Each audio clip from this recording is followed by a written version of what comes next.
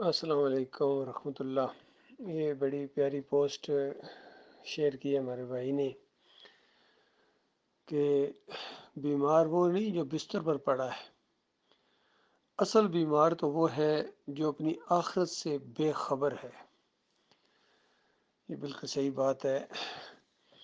یہ اسی طرح کی بات ہے جس طرح نبی صلی اللہ علیہ وآلہ وسلم نے ایک مرتبہ پوچھا، میرے ساتھیوں مفلس کون ہوتا ہے؟ یعنی غریب مسکین جسے کہتے ہیں۔ تو ظاہری بات ہے جو معاشرے میں جس کو مفلس کہتے ہیں، غریب مسکین کہتے ہیں، صحابہ نے اس کا ذکر کیا۔ نبی علیہ السلام نے فرمایا میری امت کا مفلس وہ ہے، مسکین وہ ہے جو فرائض بھی پورے لے کے آئے گا کل قیامت کے دن، یعنی صلاۃ پوری ہوگی، صوم پورے ہوں گے، زکوٰۃ یا جو بھی جتنے اعمال ہیں اللہ کی طرف سے، پھر نوافل بھی ہوں گے، یعنی نیک کام اچھے خاصے ہوں گے اس کے،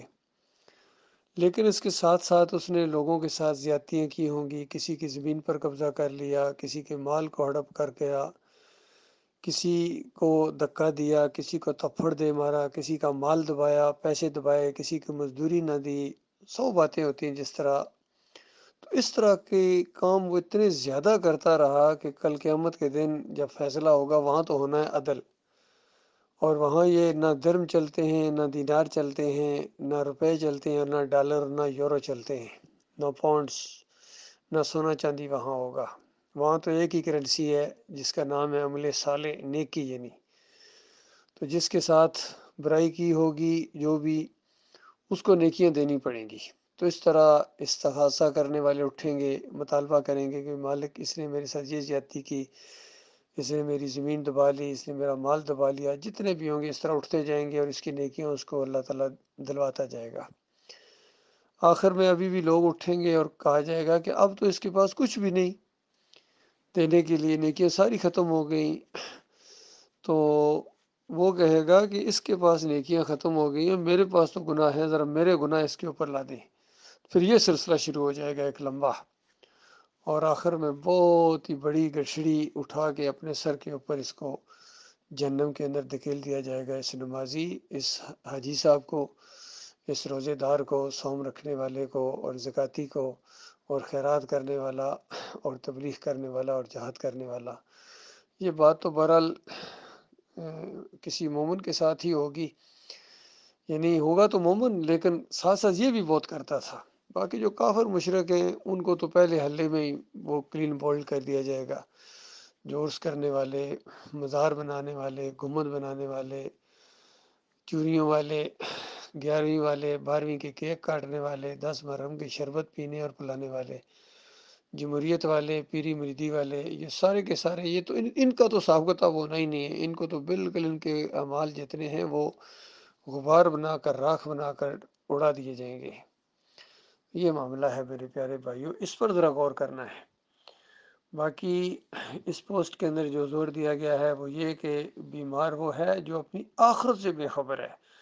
یعنی دین کی اس کو کوئی پرواہ نہیں ہے، اس کو ہوش نہیں ہے کیوں پیدا کیا گیا ہوں، کیوں پیدا کیا گیا ہوں، کس نے پیدا کیا ہے، اس کا کیا مطالبہ ہے۔ وہ جو کھلایا جا رہا ہے،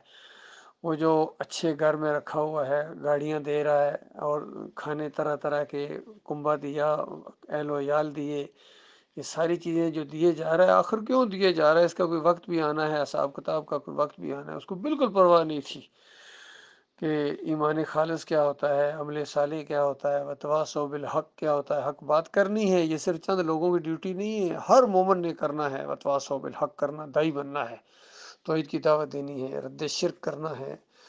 ان مزاروں اور بتوں اور ان ساری جتنی بھی اللہ کے علاوہ غیر اللہ کی بندگی ہے، اس کے خلاف آواز اٹھانی ہے۔ اور جن لوگوں نے غیر اللہ کی بندگی کی دعوت دی ہے، اللہ کے دین کا راستہ روکا ہے، ان کو طاغوت کہا جاتا ہے، ان کا کفر کرنا ہے اور ان کو للکارنا ہے۔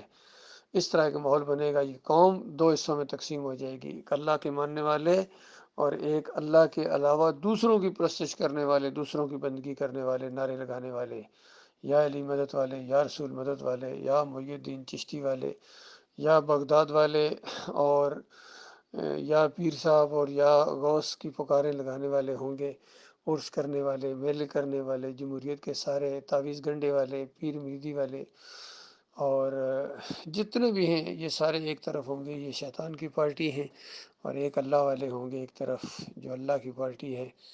یہ اللہ کے بندوں ماحول بنے گا، دنیا کے اندر بھی بنے گا۔ یہ قوم دو حصوں میں تقسیم، جب بھی توحید کی دعوت اٹھی ہے ہر دور کے اندر قوم دو حصوں میں تقسیم ہو گئی ہے، اور پھر ان کے آپس میں کشمکش ہوتی ہے، لڑائی ہوتی ہے، آخری مراحل تک بھی معاملہ جا سکتا ہے، قتال تک بھی۔ اور یہ مبارک جنگ ہے، یہ مبارک جھگڑا ہے۔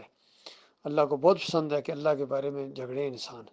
ایک کہ اللہ داتا ہے، دوسرا کہ نہیں وہ علی جوہری صاحب بھی ہیں، ایک کہ اللہ مشکل کشا ہے، کہتے ہیں نہیں علی بھی ہیں مشکل کشا ہیں، جولیاں برتے ہیں نبی علیہ السلام۔ عبد القادر جیلانی مردوں کو زندہ کرتے ہیں اور ڈوبی کشتی کو زندہ کر دیتے ہیں۔ اس طرح کا ایک ماحول بن جائے، اور ان کی جو آپس میں جنگ ہوگی یہ بھاگوان جنگ ہے، مبارک جنگ ہے۔ اللہ کے فضل و کرم سے یہ ایمان عقیدے کی بات چھیڑی ہے بھائیوں نے، اس کو برابر قائم رکھو اللہ کے بندو۔ اب یہ شرک نہیں، یا ہم نہیں، یا ہماری جان جائے گی یا یہ دین غالب آئے گا، اب کوئی اور معاملہ نہیں ہو سکتا ہے۔ اس کفر و شرک کے ماحول کے اندر ہم سکون کے ساتھ یعنی اپنی دنیا بنانے کے لیے جئیں، یہ ممکن نہیں ہے۔ اور یہ جو سوچ اللہ تعالیٰ نے ہماری پیدا کی ہے، اس مالک کا احسان ہے، مالک نے استقامت دی ہے، یہ اس کا احسان ہے۔ اور مالک ہماری مدد کرتا ہے، نگہبانی کرتا ہے، اور ہمارے رہنمائی کرتا ہے۔ مالک ہمارا خالق ہے، رب ہے، اس نے ہمیں اپنی بندگی کے لیے پیدا کیا ہے، اور اللہ کے علاوہ کسی اور کی بندگی ہم ان کی کھال اتاریں گے انشاءاللہ، ان کی چمڑی اتاریں گے، اور چاہے کوئی ہو، کسی پر چوٹ لگے، کوئی ناراض ہو۔ اور بہت ہی بدبخت لوگ ہیں جو ایمان کی طرف نہیں آ رہے ہیں، دعوت اللہ نہیں کر رہے ہیں، عقیدے کی بات نہیں کرتے ہیں،